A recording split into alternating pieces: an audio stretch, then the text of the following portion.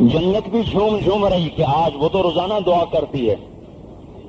ایک حدیث پاک میں آتا ہے آپ نے فرمایا میں عرش معراج پہ میں نے آواز سنی, بڑی خوبصورت سریلی آواز. میں نے کہا یہ کیا ہے؟ جبریل نے کہا جنت دعا مانگ رہی ہے, جنت دعا مانگ رہی. میں نے کان لگائے, وہ کہہ رہی اللہم آتنی باہلی اللہم آتنی بما وعدتنی, اے اللہ ایمان والوں کو لے آنا میرے پاس. فقد کثر غرسی وحریری,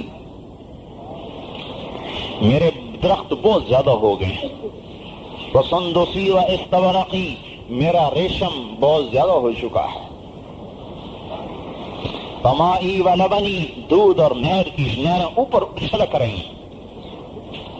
وعسلی وخمری, شراب اور شہد کی نہریں چھلک رہی. واقوابی واباریکی وصحافی, میرے آب خورے میرے جام چھلک رہے ہیں. اللہ لے آنا ان کو لے آ. اللہم طابت اسماری, میرے پھل پک گئے. وتردت انہاری, میری نہروں کا پانی باہر نکل رہا ہے. اشتقت الی اولیائی, میں جنت والوں کے شوق میں پاگل ہو رہی ہوں. اللہ لے آ لے آ. اللہ تعالیٰ کہتا ہے لا رہا ہوں لا رہا ہوں. روزانہ دعا مانگ رہی, روزانہ سجائی جا رہی. ہم اس کے, یہ ہماری ضرورت ہے, یہ ہمارا مسئلہ ہے کہ ہم اس کے مالک بنے, اس کے حقدار بنے, کہ اس کا بھی استقبال ہو, اللہ بھی خوش ہو رہا ہو, نبی بھی خوش ہو رہے ہوں, جنت کے دروازے کھل رہے ہوں, ہوا مثیرہ استقبال میں ہو, مشک کے بادل اڑتے آ رہے ہوں اور جسم پہ مشک کی بارش ہو رہی ہو, عنبر کے چھڑکاؤ ہو رہے ہوں, زعفران کی گھاس بچھی ہوئی ہو, سونے کا فرش ہو اور اوپر زمرد کی ٹائلیں ہوں اور موتیوں کے راستے ہوں, اور محلات ہوں جس کی ایک اینٹ سونے کی ہو ایک چاندی کی ہو, اور ایسے محلات ہوں جن کی ایک اینٹ موتی کی ہو, ایک یاقوت کی ہو, ایک زمرد کی ہو, جس میں مشک کے گارے ہوں, اور جس کا عرش, جس کی چھت اللہ تعالیٰ کا عرش ہو. یہ میری ضرورت ہے. لاہور میں ایک گھر مل جائے تو دیگیں چڑھاتے ہیں کہ گھر بنا لیا. جنت میں گھر بنانا ہماری ضرورت ہے, جنت کے گھر بنانا ہماری ضرورت ہے, وہاں کے گھر خریدنا ہماری ضرورت ہے. ایک شادی کے لیے کتنے پاپڑ, وہاں کی شادی ہماری سب سے بڑی ضرورت ہے. سارے نبیوں نے اس رخ کی طرف انسانوں کو بلایا ہے.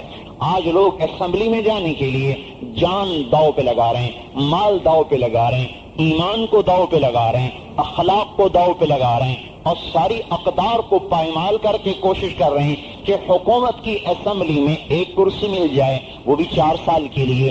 ہماری یہ ضرورت نہیں ہے, ہماری یہ ضرورت ہے کہ جو اللہ پاک کا میدان ہے, جو اللہ نے اسمبلی بنایا, اس کو اسمبلی کا نہ تو اس کی توہین ہے, ایسی منہ پہ لفظ آ گیا, جو اللہ نے میدان بنایا جس کا نام مسجد ہے, جو اللہ کے عرش کے نیچے ہے اور جو اللہ کے دیدار کی جگہ ہے, جو اللہ کا دیوان خاص ہے, جو اللہ کا دربار خاص ہے. جنت دربار عام ہے اور مسجد دربار خاص ہے. مسجد دربار خاص اور جنت دربار عام.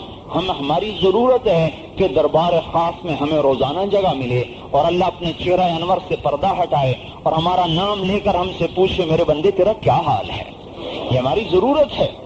ایوب علیہ السلام سے کسی نے پوچھا تھا بیماری کے دن یاد آتے ہیں؟ ایوب علیہ السلام جب ٹھیک ہو گئے تھے, بیماری کے دن یاد آتے ہیں؟ تو کہنے لگے بیماری کے جو دن تھے نا وہ صحت کے دنوں سے زیادہ اچھے تھے. ان کا جی وہ کیسے اچھے تھے؟ فرمایا جب میں بیمار تھا تو اللہ تعالیٰ روزانہ مجھ سے پوچھتے تھے ایوب کیا حال ہے. اس پوچھنے میں وہ لذت تھی جو کسی شے میں نہیں. اور میرے بھائیوں وہ کیا منظر ہوگا جب میدان مسجد ہوگا, گھاس زعفرانی ہوگی, ہوائیں عنبر لے کے اڑ رہی ہوں گی, فرشتے چاروں طرف ہاتھ باندھ کے کھڑے ہوں گے اور اللہ کے دیدار کا پردہ اٹھنے والا ہوگا اور نبیوں کے پڑوس میں جگہ ملی ہوگی اور حضور پاک صلی اللہ علیہ وسلم کے دائیں بائیں یہ امت کھڑی ہوگی اور اللہ کے چہرے سے پردے اٹھنے والے ہوں گے اور اللہ مسکراتے ہوئے سامنے آ رہے ہوں گے اور سلام قولا من رب الرحیم کی ندا آ رہی ہوگی. پھر اللہ تعالیٰ پوچھے گا میرے بندے کیا حال ہے.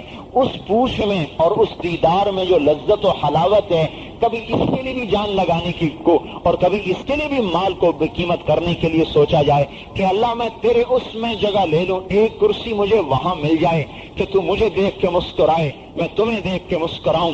وہاں بعضوں سے لاڈ کیے جا رہے, بعضوں کو اللہ تعالیٰ محبت میں کہہ رہے یا فلان ابن فلان, ارے فلانے اتذکر یوم کذا فعلت کذا, تجھے وہ دن یاد ہے یا تو نے وہ کیا تھا.